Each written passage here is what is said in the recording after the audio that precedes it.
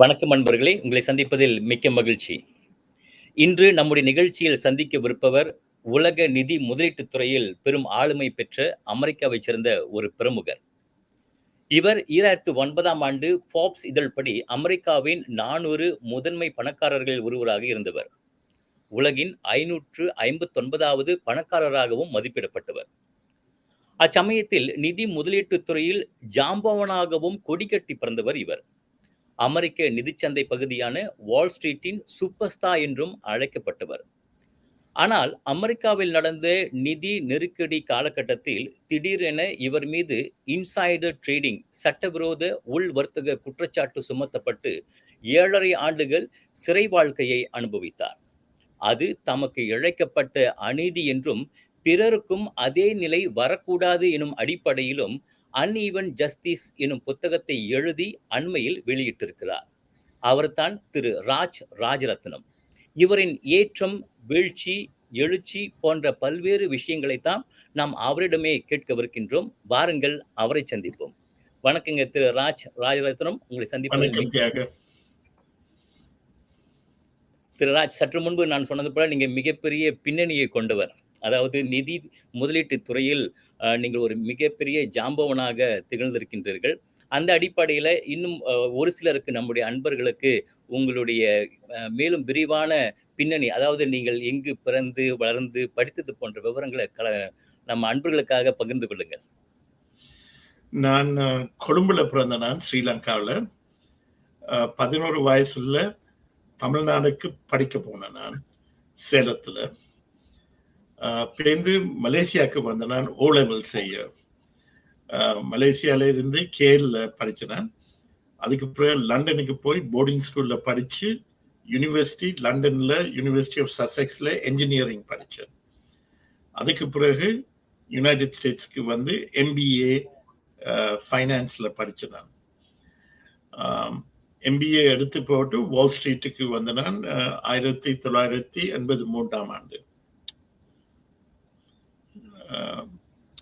அதுக்கு பிறகு நீடம் என்ற ஒரு இன்வெஸ்ட்மெண்ட் பேங்க்ல வேலை செய்து 34ஆம் வயசுல பிரசிடெண்டா வந்து 40க்கு முதல் என் கம்பெனியை தொடங்கினான், கேலியன் என்று. அண்ட் அது 12 வருஷமா ரன் பண்ணி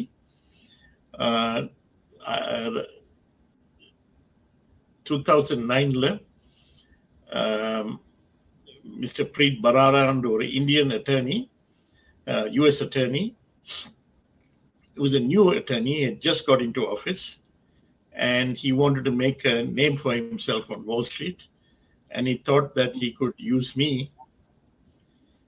as a pawn in his ambitious strategy. So that's what happened.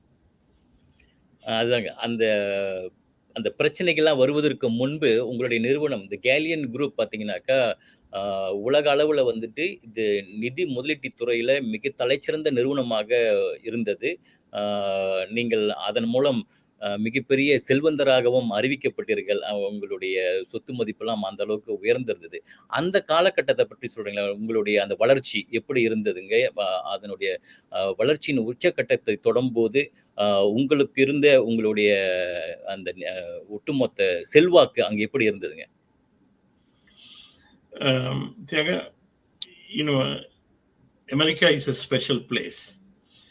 If you work hard and you are good in any field, you can reach to the top. There's no glass ceiling here. If you work hard in your own company, then there's no ceiling at all, because investors will give money if your returns are good. Our returns from day one were good. And at the time that I entered Wall Street, there were very few South Asians, Indians, Pakistanis, Sri Lankans. It was a white man's world. It was dominated by Jewish people and Irish people. So I was one of the first people that broke into finance in Wall Street. But my father told me something that was important always, which is you have to remember where you came from, and always do charity. So that was one of the tenets in which I lived my life. So even though we were successful, we never forgot where we came from. And I apologize, my Tamil is not fluent, but I can manage. அதான். நீங்க சற்று முன்பு சொன்னீங்க. அதாவது அங்க வந்து இருக்கக்கூடிய மற்றவர்கள் அ அந்த துறையில வந்து ஆதிக்கம் செலுத்தியிருந்தத உடைத்துக் கொண்டு, நீங்க வந்துட்டு உங்களுடைய ஆளுமையை காட்டி, அதுல மிகப்பெரிய வெற்றியும் பெற்றிருந்தீங்க. ஆனா அப்படியெல்லாம் ஒரு நிலை இருக்கின்ற பட்சத்துல, நீங்கள் சற்று முன்பு அவரு கூறியிருந்தீங்க, அது பிரீத் பராரா அவர்கள பற்றி சற்று சொல்லியிருந்தீங்க. அவரு அங்க இருக்கின்ற அட்டர்னி ஜெனரலா வந்தார் என்று. அப்படி உங்களுக்கு திடீரென்று அந்த அந்த சமயத்தில அமெரிக்காவில மிகப்பெரிய நிதி நெருக்கடி ஏற்பட்டிருந்த காலகட்டம். ஆக அந்த சமயத்தில வந்து உங்கள் மீது வந்து இந்த இன்சைடர் ட்ரேடிங் அ என்ற ஒரு குற்றச்சாட்டு, அதாவது சட்டவிரோதமாக உள் வர்த்தகத்தை மேற்கொண்டீங்கன்னு சொன்னாங்க. அது வந்து நம்மளுடைய நேயர்களுக்காக இந்த இன்சைடர் ட்ரேடிங்ன்னா என்னதுங்க? அது அது உண்மையிலேயே எந்த அளவுக்கு அது ஒரு சட்டவிரோதமாக வகைப்படுத்தப்பட்டிருந்தது? So insider trading laws were aimed at company insiders. So if you're a president or vice president of a company and you have information about the company, you're prevented from buying the stock or selling the stock. Other traditional view of insider trading, because you know the information. And if the information is good and you buy, then you have an unfair advantage. It was never extended to Wall Street professionals because we are not insiders. But Barara, when he came to power in 2008, there was a financial crisis in America. So he wanted some big name on Wall Street. He didn't go after any of the big banks, Goldman Sachs, Morgan Stanley, Citibank. He went after me, hedge fund. And அமெரிக்காவில் ஒரு unique aspect இருக்கு justice system. You can plea bargain. அப்போ you can point fingers at somebody else and get a lesser sentence or even parole. So when Barara met me, he said, cooperate with me and I will let you go free. விளங்கிச்சா? ஆமா. இந்த ஒத்துழைப்புனா எப்படிப்பட்ட ஒத்துழைப்பு? நீங்க உங்களை வந்துட்டு charge பண்ண மாட்டேன்னு நீங்க யூ கேன் கோ ஃப்ரீன்னு சொன்னீங்களே. எந்த மாதிரி ஒத்துழைப்பு வழங்க அவர் கேட்டுக்கொண்டாருங்க?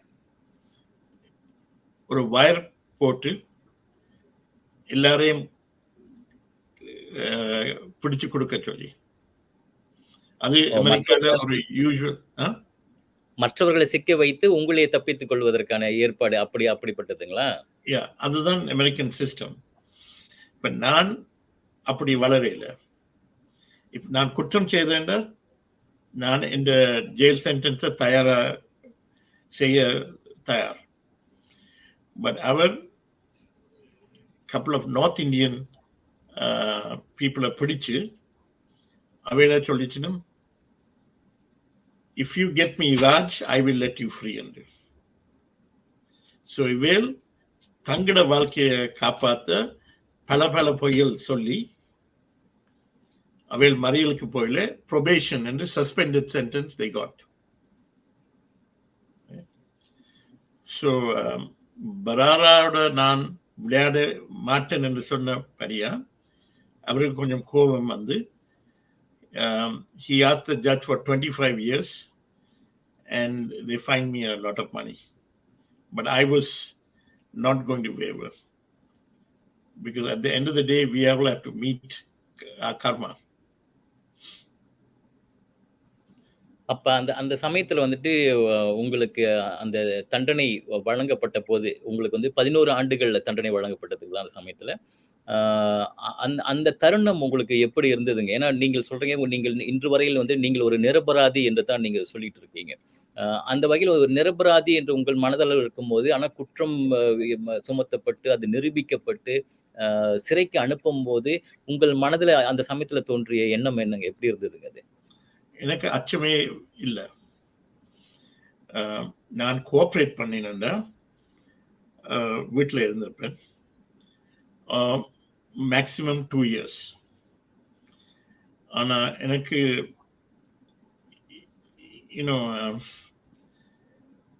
at the end of the day, you have to live with yourself. And when I was a little boy, my mother used to teach me about Veerapandiya Kattabomman. He refused to salute to the British and increased taxes on his people, and they executed him. And that was always at the back of my mind. And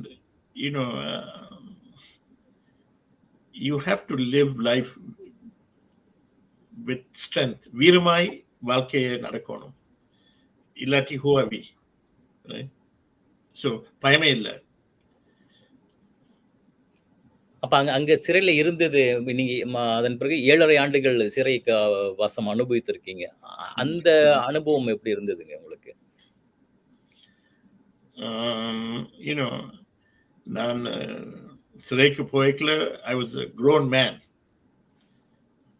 boarding ஸ்கூலுக்கு போய்க்கல, நான் 11 வயசுல போனேன். நான் boarding school experience was a lot worse than the prison experience.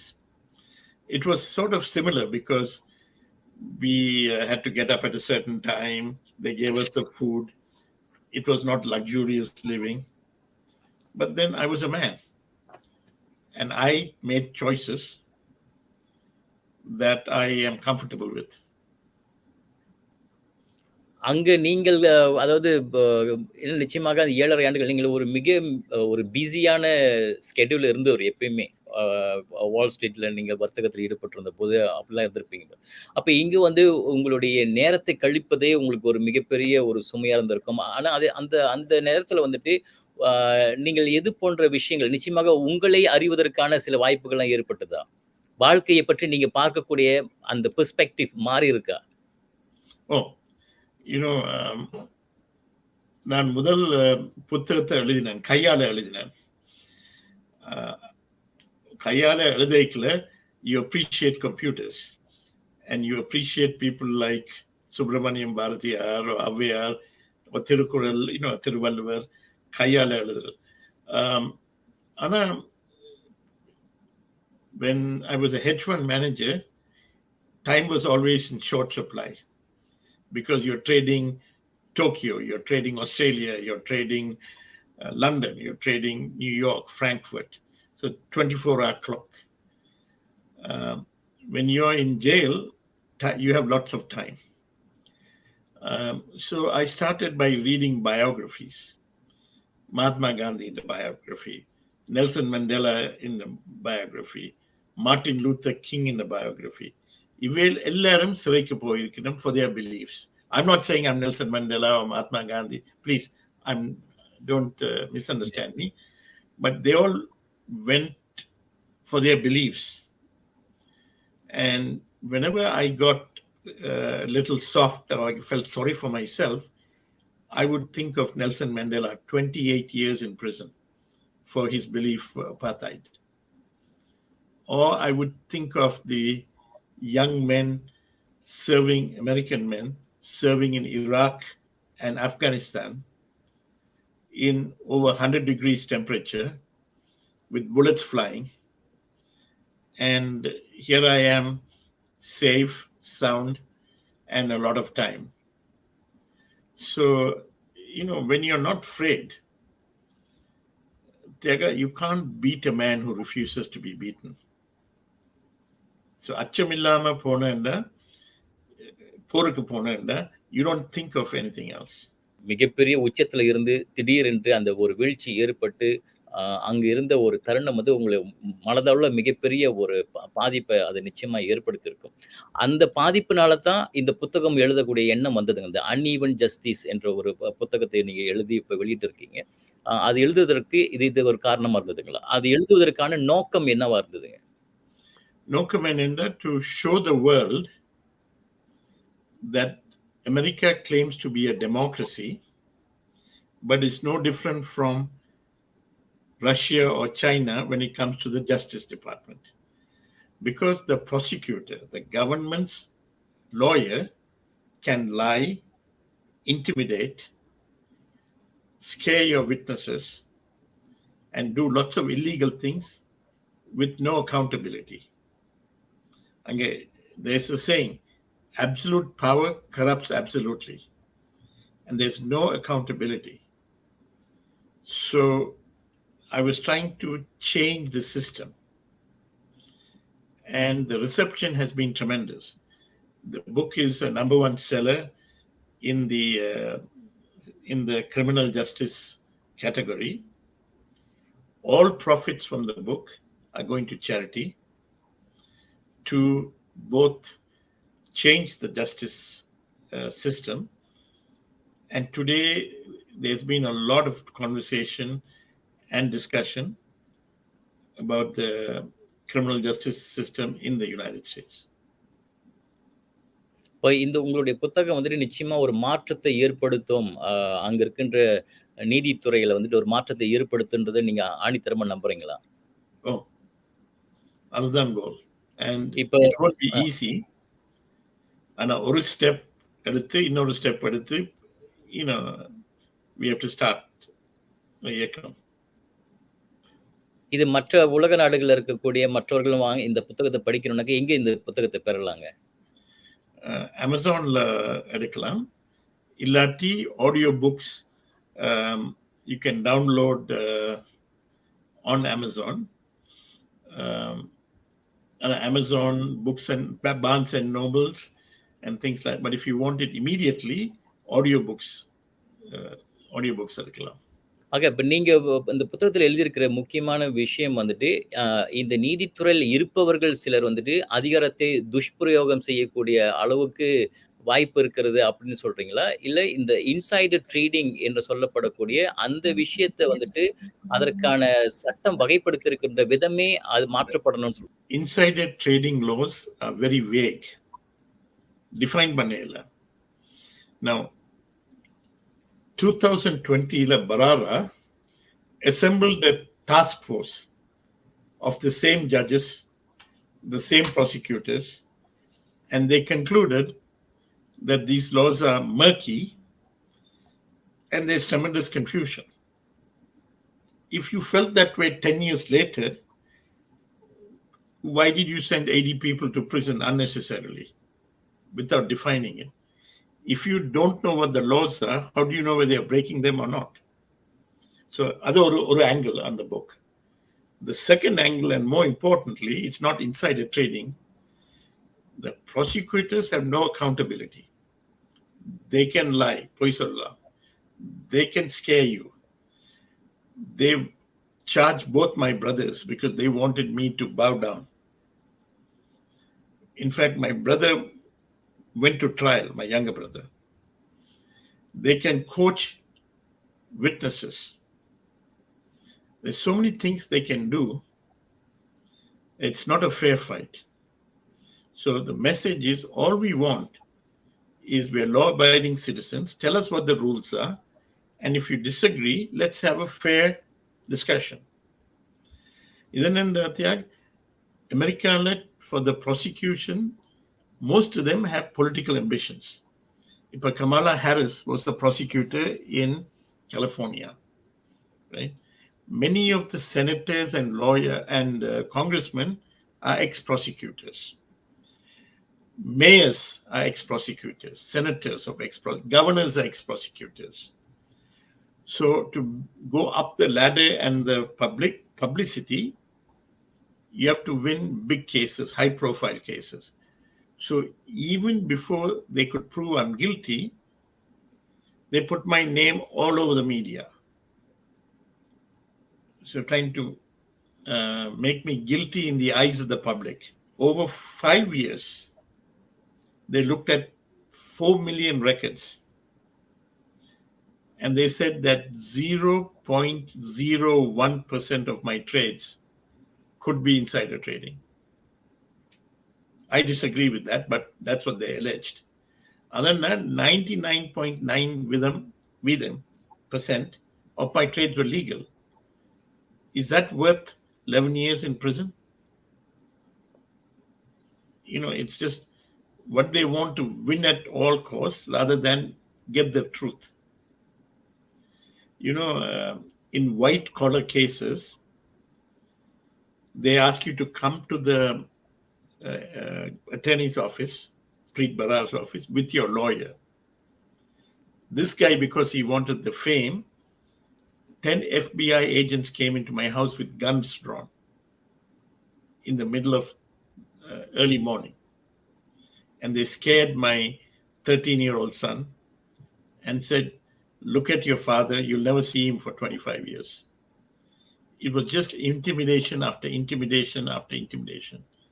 And, as an American now, I have to speak up. உங்களுக்கு ஏற்பட்ட இந்த நிலையை வந்து உங்க குடும்பம் எப்படி ஏத்துக்கிட்டாங்க? In a strange way, நாங்க ஒற்றுமையா வந்துட்டோம். Right? And my and the mahal, இப்போ லாயரா வந்து people are defend பண்றா against prosecutorial misconduct. So I think they become very strong. And now that the book is out and I've maintained my innocence and didn't plead guilty for something I didn't do, they're walking with their heads up. My father used to tell me also, Tamilan endu sollada, thalai nimirந்து nillada. When you fight for justice, you can walk with your head high. When I had interviews with CNN or Bloomberg or Fox News, they used to ask me, "Is there any question you don't want me to ask?" I said, "No, ask me any question because I am clear." And one asked me, "Will you debate Bharara?" I said, "I will anywhere, any place." But from his side, there's been no response. சரி, இப்ப நீங்களுடைய வாழ்க்கை எப்படி கழிக்கிறீங்க? நாங்க முன்புலாம் நீங்க அதிகமான இந்த அறப்பணி, இந்த charity ஒர்க்ல நெறைய ஈடுபட்டிருந்ததா நம்ம கேள்விப்பட்டிருக்கோம். ஆக அதை தொடர்ந்து செய்றீங்களா? இல்ல வேற ஏதாவது திட்டம் வச்சிருக்கீங்களா? So charity work நான் செய்றேன் இலங்கையிலேயும் இந்தியாலேயும் அமெரிக்காலேயும். எனக்கு ஒரு கம்பெனி இருக்குது, இன்வெஸ்ட்மெண்ட் கம்பெனி. நான் ஸ்டாக்ஸ்ல இன்வெஸ்ட் பண்றேன் அண்ட் நான் ரியல் எஸ்டேட்ல இன்வெஸ்ட் பண்றேன். And நான் about a third of my time I spend with my family and friends who have been amazing. இந்த முதலீட்டு துறையில குறிப்பாக இந்தியர்கள், தமிழர்கள் இவர்கள் வந்துட்டு ஈடுபடணும் அப்படின்னு சொன்னாக்கா, இதுல வாய்ப்புகள்லாம் எப்படி இருக்கு? அதை நீங்க ஊக்குவிப்பீங்களா? You have to work hard. You can't gamble. Right? So you have to study a company, you have to study its prospects, new products, and so on. But when I was at Galleon, I made it a point to hire Indians. About 30 or 40% of my staff were Indians, and a lot of them were Tamils, South Indians, because I wanted to show them that we can do this as well as other races, right? Because we are mathematically oriented. We are taught to learn math, Kanakku, and we are brave. We don't get scared by if the market declines, we don't panic, and so on and so forth. But what is very good is lots of young Indian, South Asian men and women are working in the investment business. And I was really happy that last month to read that 2 Indian women are starting billion-dollar hedge funds. When I started in 1983, you didn't have Indian women working on Wall Street at all. So, the other thing, Thiaga, is if you look at some of the top companies in the US, IBM is run by Arvind Krishna. Microsoft is Satya Nadal. Google is Sundar Pichai. Adobe is Shantanu Narayan. Indians, and especially South Indians, have done very, very well. In 83, they were engineers in the back office. Now they've become CEOs, and there's a certain pride for me and for all South Asians as to how well they've done. So you have any plans to go around the world, meet up மத்தவங்களோட Indians and இந்த industry பத்தி இன்னும் விழிப்புணர்வுலாம் ஏற்படுத்துறதுக்கான எண்ணம்லாம் இருக்குங்களா? Yes, I have plans to travel the world. I've been to 60 countries in my life, and one of the agreements I had with my wife was every year we would go to 2 new countries, ரெண்டு புது countries where we have not been to before. So that's a passion of mine, because when you go to a new country, you learn so much. So in Malaysia, I've been to Penang, I've been to Johor Bahru, Kuala Lumpur, all over traveling. I've traveled in Singapore, Vietnam, Thailand, many places. So that's a passion. Today, I have 15 people working in my investment side of the business, where I teach investments, and that's a very satisfying. And 90% of them are Indians, and they are all in their 25, 26, 27. And if they do well, I give them the initial capital to start their own business.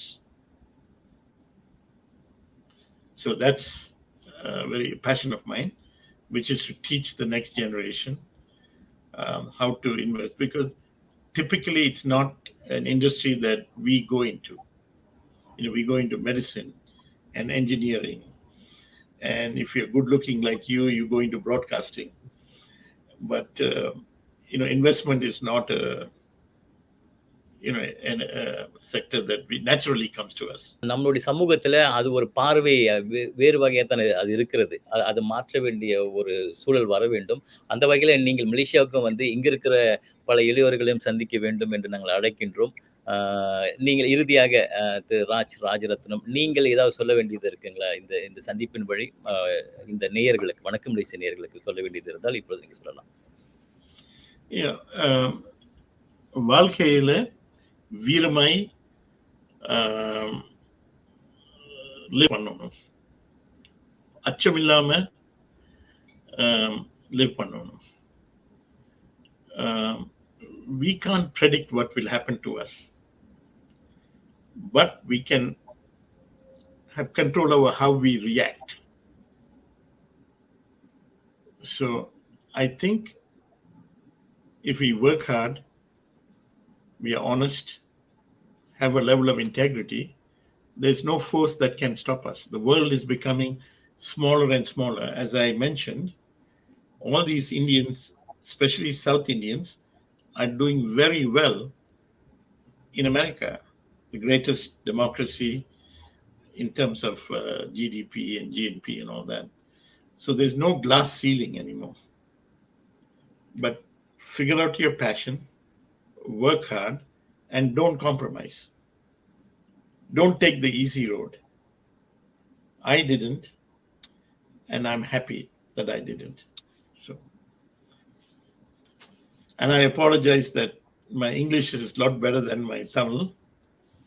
But one of the things I want to do is go back to Yalpanam, Jaffna, where I'm from, and learn Tamil, because the connection I have to my language and my people and my religion is so strong that it got stronger when I was in jail.